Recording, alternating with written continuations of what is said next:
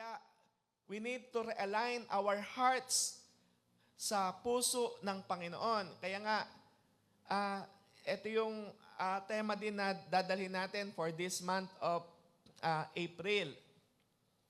So to begin, ang topic natin for this morning is about Heaven rejoices over one soul.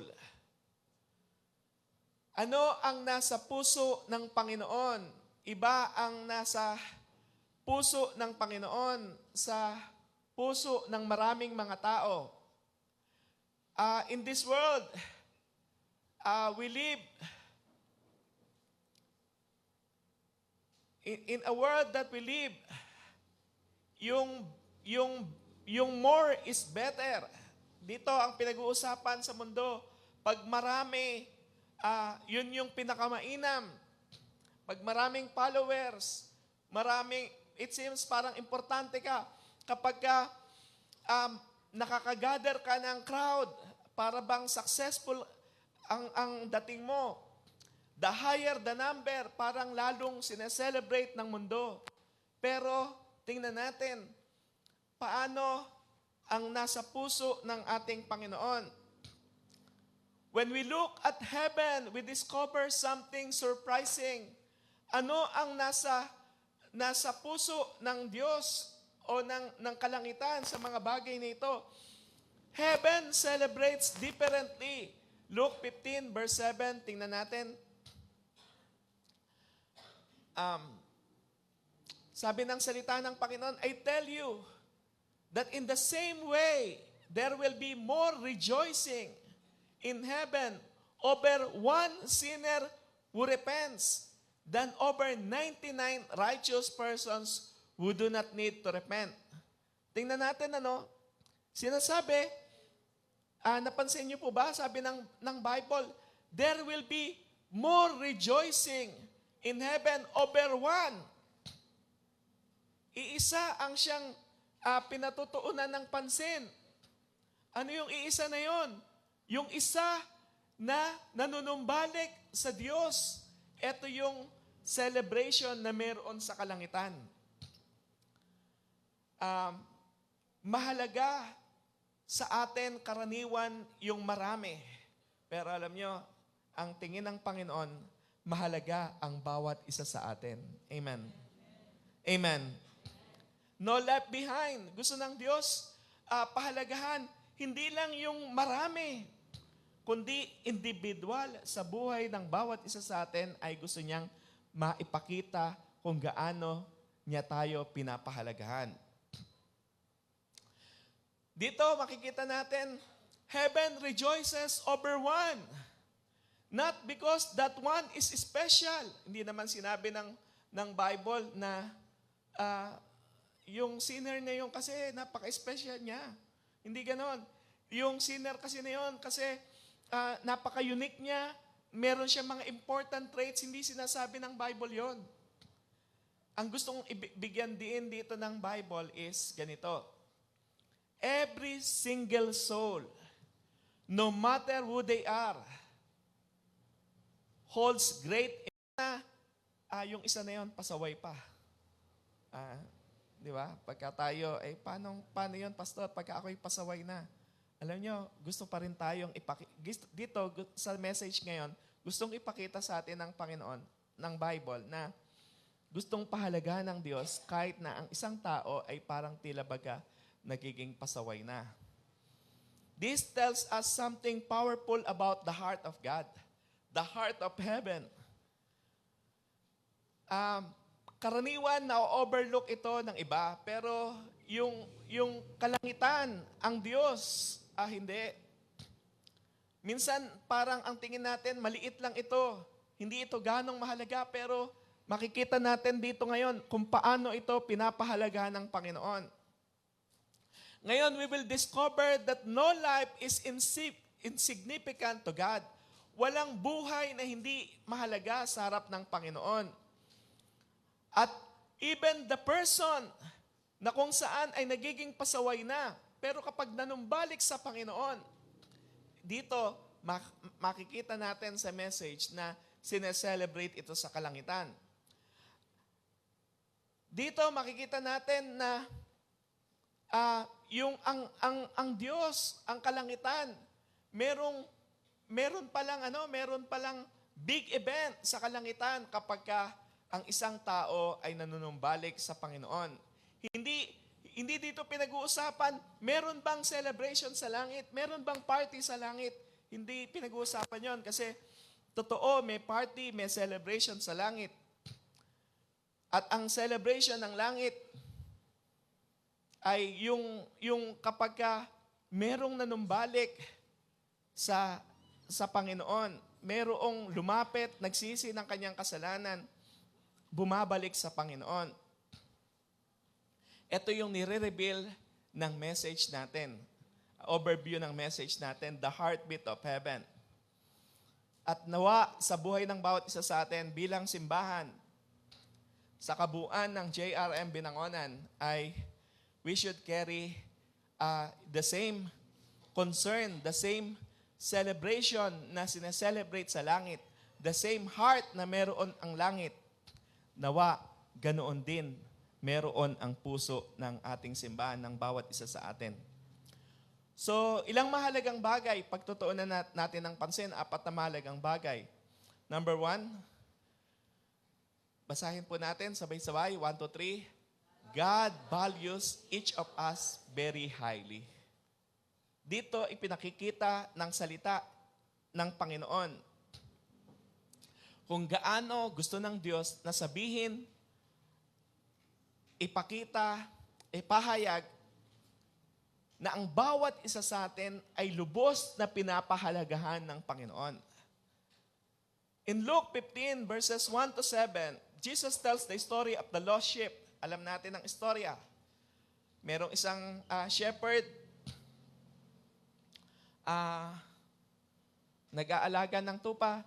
Ngayon, 100 yung tupa niya, pero merong isa na nawawala. O baka nagwawala. Kung ano man yun, nagwawala, nawawala, something katulad ng ganon. Yung 99, sinasabi naman, nasa safe naman ng kalagayan ng 99. So, yung shepherd, iniwan ang 99 para hanapin ang isa. Alam nyo, sa mga nag-aalaga ng hayop, pagka naman, halimbawa, nasa kabundukan, kagubatan, may risk kapag hahanapin mo pa yung isa. Maaring yung akala mong nasa safe place na yung 99, baka medyo may konting aberya pang mangyari. O kaya naman, ikaw, pagka hahanapin mo pa sa kaburulan, sa kagubatan, is parang mas mahirap hanapin yung isa na nawawala. Pero from human perspective, makikita natin na siguro kung pangkaraniwang shepherd yon, mas madaling magparami. Anyway, 99 yan. May mga female sheep na pwedeng mag-reproduce. Madaling mapalitan yung isa. Anyway, isa lang naman yon. Yun ang maaring maging thinking ng iba. Pero, hindi ganon ang siyang sinasabi ng salita ng Panginoon. Dito, nire-reveal ng salita ng Diyos yung something powerful na kung saan ano ang nasa isip ng Diyos. God does not think as we think. Heaven does not measure value the way the world does. Hindi ganon ang pagpapahalaga ng mundo. Ang pagpapahalaga ng mundo is, as mas concern niya, yung nakakarami. Pero ang higit na pinapahalagan ng langit, pinapahalaga ng Panginoon is lahat, kahit na isa, mahalaga sa Panginoon. Ito yung kahalagahan na dapat na makita ng bawat isa sa atin. God does not love us because we are lovable. The lost sheep had nothing to offer. Actually, yung lost sheep, wala namang maipagmamalaki, walang something na katangi-tangi doon sa lost sheep. Maaring ito'y pasaway. Maaring ito'y sakit ng ulo sa shepherd. Maaring hindi lang ito minsan nawala. Baka ilang beses pang nawala at nagwawala at baka tinotopak pa itong isang tupa na ito. Maaring hindi naman ito productive. Pero that sheep was actually is in danger and helpless na nangangailangan ng tulong. Ngayon, ito yung maging tanong sana siguro natin. Why did the shepherd still go after the lost sheep? Bakit ba yung shepherd ay hinahanap pa rin yung lost sheep? Ang pinakadahilan nito is because it belonged to the shepherd. Parang ganito lang yan. Yung shepherd, ang pinaka nasa puso ng shepherd is, teka, kaya ko hinahanap to kasi akin ito. Akin itong tupa na ito. Ako may-ari niyan. Siguro ang nasa puso ng shepherd kasi alaga ko yan. Di ba, mga nag-aalaga ng mga pusa, ng mga aso, di ba? Ganun kahalaga. Pero kahit na 100, merong isa, ganun pagpapahalaga nung shepherd. Parang yung shepherd, sinasabi niya, ako may-ari niyan, tupa ko yan, akin yan, alaga ko yan, mahal ko yan. Alam niyo, sa buhay ng bawat isa sa atin, gustong sabihin ng Bible that God values you, pinapahalagaan ka ng Diyos because you are His creation. Ikaw ay para sa Panginoon. Amen. Kahit na minsan, ang buhay natin, minsan, di ba, parang similar sa tupa, medyo lumalayo tayo sa kawan. Nawawala tayo sa fellowship. Hindi na tayo ganong nagiging active.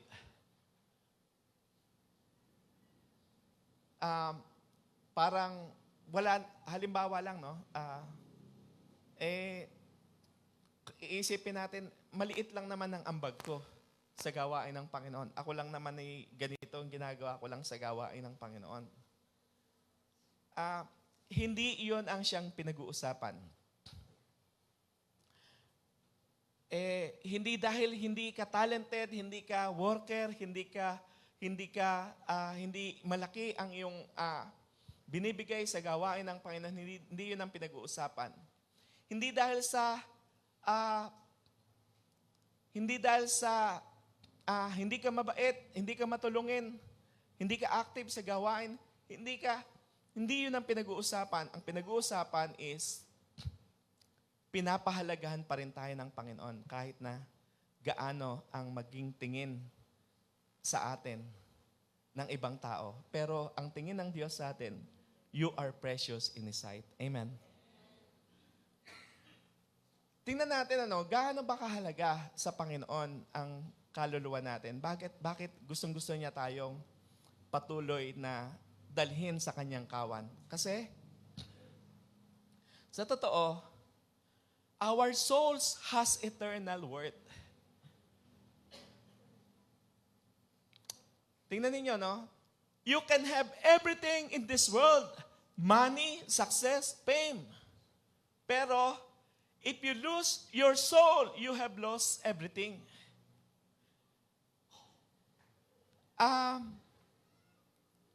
Aanhin pa ng isang tao, Matthew 16 verse 26, ang ganda ng sinasabi ng salita ng Diyos. What good will it be for someone to gain the whole world, yet forfeit his soul? Ganito kahalaga ang tingin ng Diyos sa bawat isa sa atin.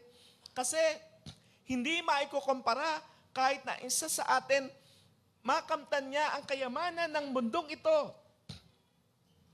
Hindi maikukumpara kung gaano kahalaga ang kanyang kaluluwa. Hindi pwedeng tapatan ng kayamanan yung ating halaga ng kaluluwa natin. Kaya ganito tayo pinapahalagahan ng Panginoon. Kaya gustong-gusto ng Diyos na ang bawat isa pa rin sa atin ay magkaroon ng, di ba, may pagkakataon, nagbabackslide na tayo. Nanghihina na tayo, ayaw na natin, pero alam nyo, ang totoo niyan, gustong-gusto pa rin tayo ng Panginoon. Gustong-gusto pa rin tayo ng Panginoon. Kasi, pag napahamak ang ating kaluluwa, kawalang hanggang kaparusahan ang siyang sasapitin ng bawat isa sa atin. Ang gusto ng Diyos, yung kaligtasan natin is secure. Kaya nga, huwag tayong magsasawa na ilapit yung ating mga sarili sa Panginoon. So, mahalaga, number 1 is, God values each of us very highly. Pangalawa, tingnan natin. Basahin natin, 1 to 3. When a sinner comes back to God, there is joy in heaven. Wow! Kapag ang isang nagiging makasalanan ay lumalapit muli sa Panginoon, sa ating Diyos, there will be great joy in heaven. Makikita natin yan sa Luke 15 verse 7. There is joy in heaven over one sinner who repents. That means something very important. Heaven is not silent. Kapag ang isang tao lumalapit muli sa Panginoon, parang ang kalangitan, hindi parang walang nangyayari sa kalangitan. Hindi. Merong nangyayari sa kalangitan. When someone returns to God, heaven responds with a joyful celebration. Merong celebration sa kalangitan. Imagine niyo, no? Yung kapag ka pala ang isang tao ay napapalapit sa Panginoon, tuwang-tuwa ang ating Amang nasa langit. Amen. Tuwang-tuwa. Kaya nga, ito sana ang siyang maging daladala ng puso ng bawat isa sa atin. Karaniwan, natutuwa tayo kapag tumaas ang sahod. Wow, syempre naman, di ba? Tumaas ang gasolina. Hindi. X. Mali pala. Tumaas ang bilihin. Wala din. X din. Ang celebration natin ay katulad ng ang celebration sa kalangitan kapag merong nanunumbalik sa Panginoon. Nawa, what a great celebration. Hindi lang tayo ang siyang dadalhin natin yung ating mga sarili. Dadalhin din natin kapitbahay, di ba? Kaibigan, yung mga, baka may family tayo na hindi pa natin nadadala sa gawain ng Panginoon. Let's bring them sa gawain ng Panginoon. Ang akala natin minsan, ang success ay kapag maraming dumadalo sa church, yon ay success. Actually, success din naman, pero alam nyo, ganito, ang success sa kalangitan is higit sa marami ang uma-attend. Higit pa doon, merong nababago ang buhay. Yun yung success. Merong bumabalik sa Panginoon, yun ang success. Merong nababago ang puso sa harap ng Panginoon. Dati-dati, malayo ang puso sa Panginoon, pero lumalapit na sa Panginoon. Yun ang success na sinasabi ng Bible. It seems successful naman kasi nakakabili tayo ng mga property o nagkakaroon tayo ng mga improvements sa simbahan. It seems success. Pero sa harap ng Panginoon, ano lang yan? Mga ambon ng pagpapala. Mas higit na mahalaga sa Panginoon is yung isang tao ay nanunumbalik sa Panginoon. Nilinaw ng Panginoon paano nagkakaroon ng celebration sa langit. Sabi ng Panginoon, heaven rejoices not over appearances, but over repentance. Kundi pagka ang isang tao ay napalayo sa Panginoon at nanunumbalik sa Panginoon, nagsisisi ng kanyang mga kasalanan, then ito yung rejoicing in heaven. Gusto ko pong i-share na bahagi, what is repentance? Ano ba ang pinatutungkulan ng repentance? Ito yung sinasabi kasi ng Bible. Kapag merong repentance, ito yung senyales na nagkakaroon ng celebration sa kalangitan. Alam nyo, yung repentance is more than saying, sorry Lord. It's more than that. Ang repentance ay ganito, a change of heart. Anong ibig sabihin ng change of heart? Iba na ngayon ang gusto mong gawin. Ang gusto mo nang gawin, yung puso mo, ang gusto mo nang gawin is mapuri ang Panginoon. Ang gusto mo nang gawin ngayon is mahalin ang Panginoon. Ano yung repentance? A change of mind. Anong change of mind? Iba na ang iniisip mo ngayon. Ang iniisip mo ngayon, mas mahalaga na ang fellowship sa Panginoon kaysa sa karangyaan ng mundo. Hindi natin binabaliwala yung karangyaan ng mundo. Hindi natin itatapon yung pera natin. Ang sinasabi natin is, ang isip natin, mas mahalaga na yung spiritual kaysa sa physical. Amen. Siguro, merong magyayaya sa atin ng outing, pero araw ng simba. Diba? Merong magyayaya sa atin ng kikita ka ng malaki, pero hindi ka na makakapagsimba. Iba na ang isip natin ngayon. Amen. And that is repentance. Repentance is a change of direction. A change of direction means iba na ang pinupuntahan mo. Dati-dati, punta ka sa barkada. Pwede ka pa naman pumunta sa barkada, pero ang ibig sabihin lang, ang direction mo na ngayon, yung papunta ka sa barkada, pero priority mo ang Panginoon para dalhin mo sila sa Panginoon. Change of direction, ang pinupuntahan mo na ng higit sa lahat is yung mga gawain ng Panginoon. Makakapagpuri ka sa Panginoon. Sa madaling salita, it is turning. Nababago na ang isip, ang puso, ang direksyon ng ating buhay. Dati-dati, kasalanan, dito tayo patungo. Pero ngayon, papunta na tayo kay God. Dati-dati, selfish tayo, makasarili tayo. Ngayon, we are surrendering our life to God. Dati-dati, ang ating buhay is, meron tayong distansya sa Panginoon. Papalayo tayo sa Panginoon. Ngayon, ang direction natin is papunta na tayo sa ating Panginoon. And that is repentance.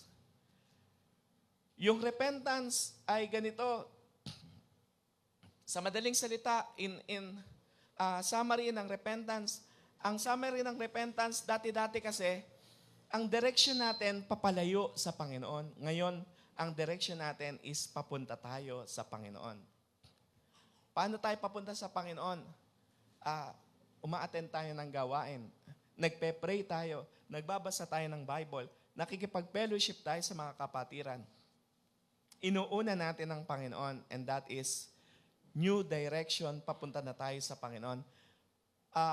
Yung puso natin ay nagre-repent na. What matter is the direction of our heart.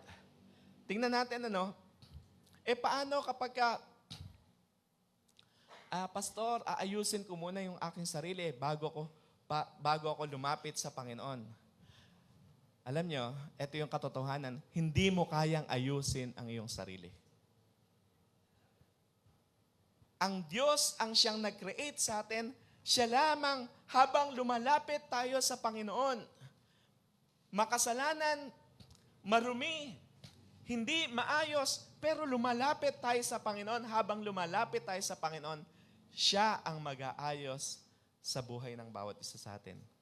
Amen. Palakpakan natin ang Panginoon. So God is not waiting for you to fix yourself first. He is waiting for you to return.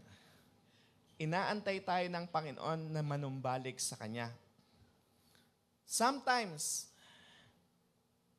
Bakit yung ibang tao parang ayaw ilapit yung kanilang sarili sa Panginoon? Kasi iniisip nila, baka galit sa akin ang Panginoon. Alam niyo, ang Panginoon hindi katulad ng isang parang pulis. Nagkasala ka, huhulihin ka, parurusahan ka na. Ang Panginoon, pag nakita tayo, nagkasala ka, gusto ka ng Panginoon, bumalik sa Kanya at mararanasan natin yung biyaya ng Panginoon, kapatawaran ng Panginoon. Niisip siguro ng iba sa atin, sobrang laki na ng aking kasalanan. Sobrang laki na. Baka hindi na ako tanggapin ng Panginoon. Alam nyo, merong picture sa Luke chapter 15. Alibughang anak. Alibughang anak. Alam natin siguro ang istorya. Marahil. Yung isang anak, hiningi na sa tatay ang siyang mana niya. Tapos lumayo yung anak, nagpakasasa sa masamang mga gawain. Hanggang nung walang-wala na siya, 0-0 na siya, kawawang-kawawa na siya. Alam niyo, yung anak, na sa totoo, pag bumalik sa tatay niya, baaring sa konteksto ng buhay ng marami is baka sipain na siya ng tatay niya. Pero hindi ganon ang senaryo sa Bible. Sinasabi ng Bible, malayo pa lamang siya. Malayo pa lamang siya, nakita na siya ng kanyang tatay. Agad-agad, tinakbo na siya ng kanyang tatay. Niyakap na siya ng kanyang tatay. Anong ginawa? Madali, kuhanin yung robe, kuhanin yung singsing, kuhanin yung sandalyas, ibalik, magkaroon tayo ng celebration kasi nanumbalik yung aking anak. Namatay na siya pero nabuhay. Ibig sabihin, figuratively speaking, namatay spiritually pero nabubuhay siya ulit kasi nanumbalik siya. Nanumbalik siya. Ang mahalaga sa Panginoon is manumbalik tayo sa Kanya. Amen. Manumbalik tayo sa Kanya. Hindi tatanungin ng Lord, ngayon ka lang bumalik. Huli na. Hindi ganon. Hindi sasabihin ng Panginoon sa atin, ito yung picture na ang Ama nating nasa langit, ganito tayo kasabik na tanggapin muli. Alam nyo, may mga pagkakataon, di ba? Matagal na tayong Christian, alam na natin, binago na ng Diyos yung buhay natin, pero nagkasala tayo ulit. Ang picture na gusto ng Lord na ipakita, tingnan mo yung larawan ng isang tatay sa kanyang anak. Dito inilalarawan ng Panginoon, ganito ako bilang tatay sa anak. Pag lumapit muli,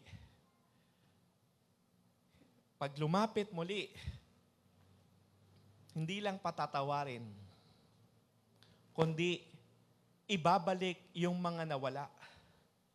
Alam nyo, ang good news sa pagbabalik natin palagi sa Panginoon.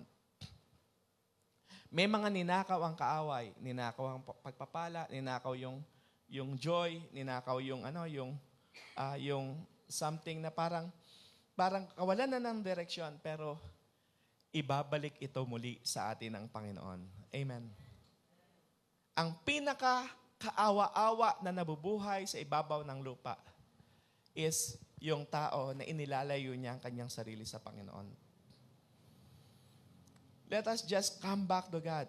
Hindi natin kailangan maging perfect bago lumapit sa Panginoon. Ang gusto nga ng Lord, ikaw na lalong nakikita mo ang iyong sarili kaawa-awa kapag wala sa Diyos, ikaw ang gusto ng Diyos, ilapit mo muli ang iyong sarili sa Kanya.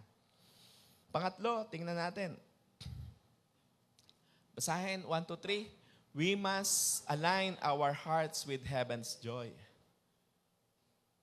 Kung ang kalangitan ay nagse-celebrate dahil sa panunumbalik ng isang makasalanan papunta sa ating Diyos, sa ating Panginoon.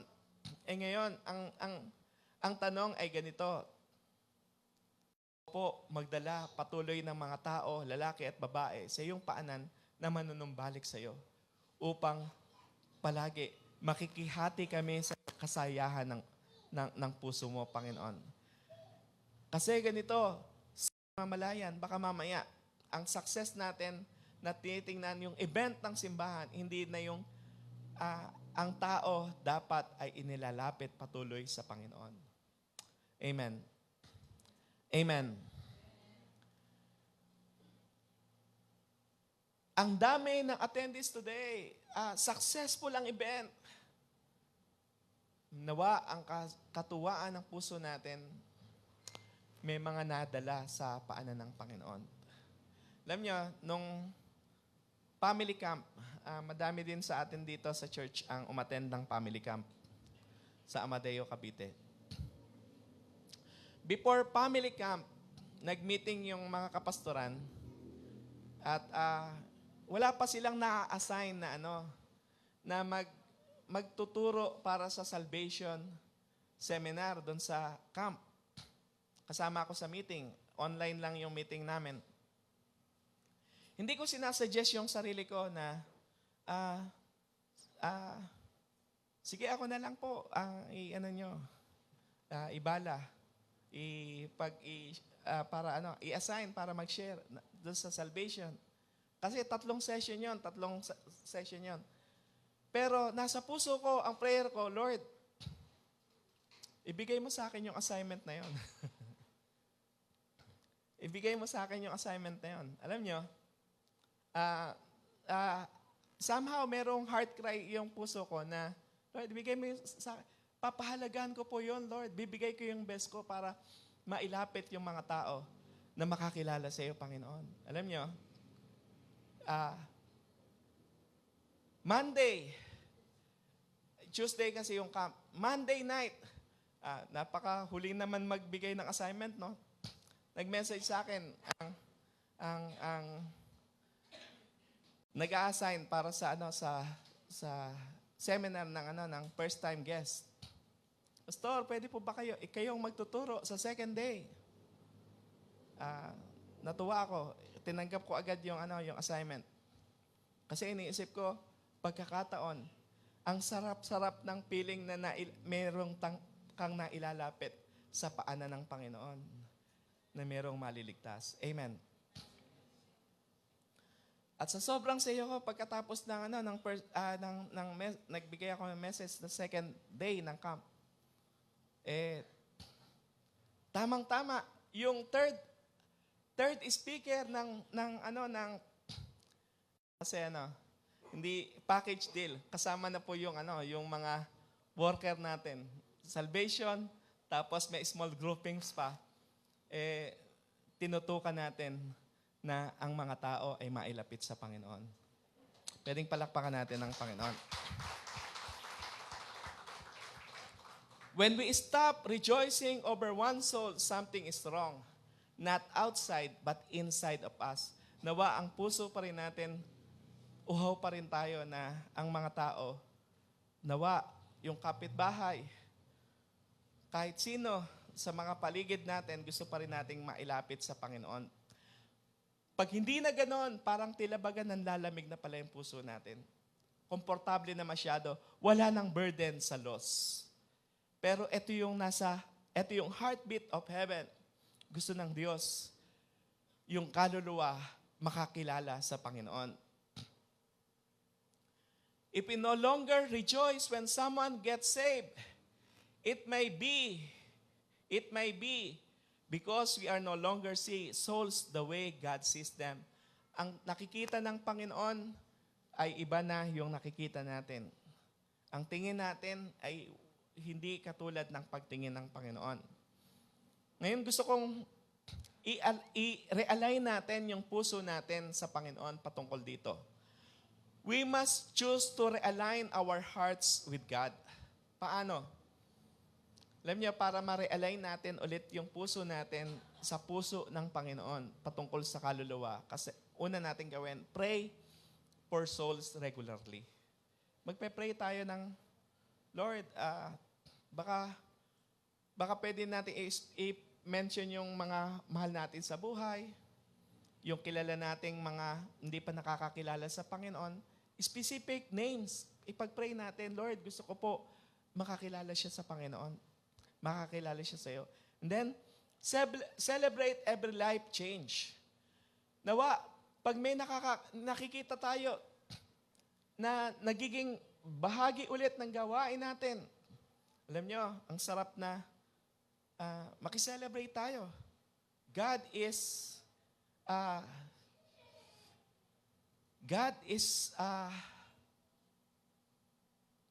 bringing that person to Him. Let us rejoice when someone repents. Kaya nga, masarap na makita ulit na mayroong mga baguhan na nakakakilala sa Panginoon. And then, intentionally reach out. Nawa, intentional tayo, nagre-reach out. Paano tayo nagre-reach out? Nag-share pa rin tayo ng testimony natin. Diba? Yung mga nag-share tayo ng mga, nag-i-invite pa rin tayo. Amen. Amen. Konti na lang. Amen. Medyo sumasablay na, pero at least let us do it for the glory of God. And in our conversation, sa pakikipag-usap natin sa mga tao, sino sa atin hindi nakikipag-usap sa tao? Ang kausap niya lang mga hayop. Di ba? Mga kausap natin, mga classmate, mga kaibigan, office mate, kapitbahay, mga tindero, tindera, di ba? Mga driver na nakakamit natin. In our conversation, nawa kahit paano, pasok natin yung spiritual na pag-uusap. 7 days ago, to be exact, last Sunday ng hapon, may binibilan kami ng isda ni Ami. Bago kami magluto ng hapunan, habang nagpe-prepare siya nung isda na binibili namin, nakikipagkwentuhan kami ng konti. Konti lang kasi maiksian lang naman yung conversation.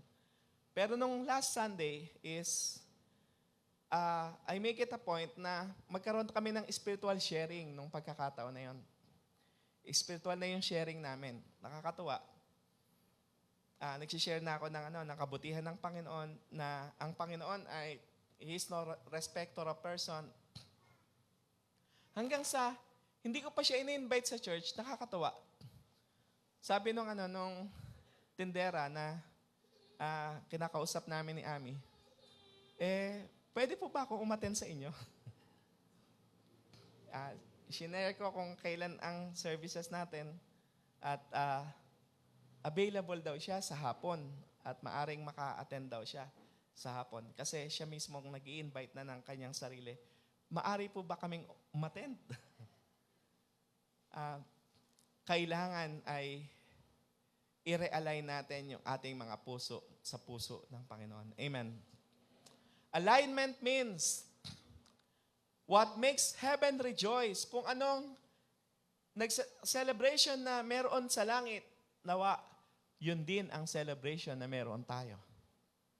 Ang kasiyahan na meron tayo, hindi lang kapag may bago kang gadget. Ang saya naman nun, di ba? Pero mas masaya kapag meron kang nailalapit sa Panginoon. Wow. Amen. Amen. Pang-apat at saka panghuli. Basahin po natin, 1, 2, 3. We can be the answer to someone's salvation if we let God use us. Alam nyo, bago ma-encounter ng tao ang Panginoon, bago maipadama ng Diyos ang kanyang pag-ibig sa tao, meron siyang ginagamit na instrument. At nawa tayo yon. Amen. Magpagamit tayo. Iniisip natin siguro, hindi naman ako pastor. Hindi ako preacher. Hindi ako magaling magsalita. Nahihiya ako.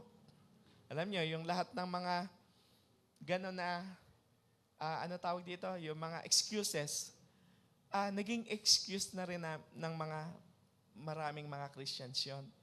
Pero alam niyo, kung titingnan natin sa Bible, God never required you to be an expert. He only asked you to be available. At least, ang requirement lang is gusto mo ba? Willing ka ba na magpagamit sa Kanya? Para mabigay ng example, tingnan natin. God used ordinary people. In fact, actually, ang ginagamit ng Lord noon is mga fishermen. Mga uneducated, hindi aral. Mga tax collectors, mga simple men and women. And yet, ano ang kaibahan natin sa kanila? Sila, ang ginawa lang nila, sige Lord, magpapagamit ako sa iyo. And then ginamit sila ng Lord. Lord, I am willing, send me. Nagpagamit. They are not perfect. They are not trained. Pero they are willing. Kaya ang nangyari, bahala na ang Panginoon magbigay ng kapangyarihan. Minsan, isang testimony mo lang, alam mo ba, kumare, kahapon, tinugon ng Lord yung prayer ko. Alam nyo, sharing na yon. Sharing na yon, di ba? Spiritual sharing na yon. Pagka isang tao nalulugmok sa kasalanan, alam mo, pare, ang sama-sama ko rin pero dati pinatawad lang ako ng Lord Di ba? Sharing na yon.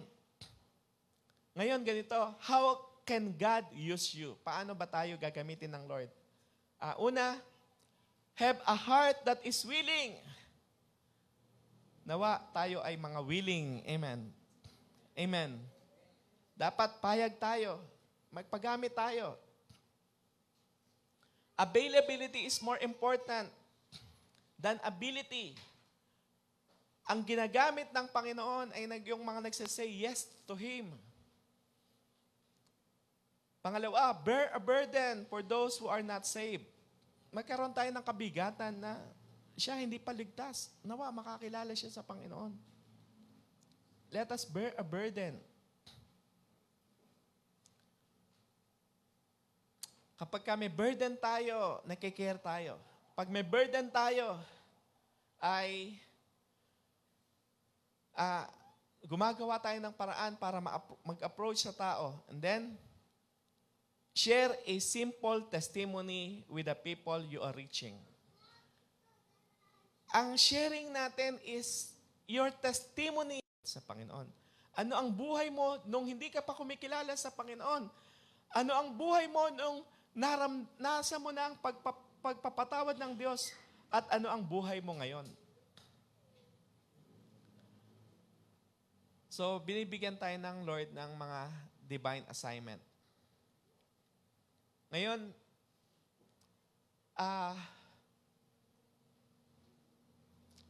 ang sarap magbigay ng regalo sa Lord ng ikasisiya ng puso ng Panginoon.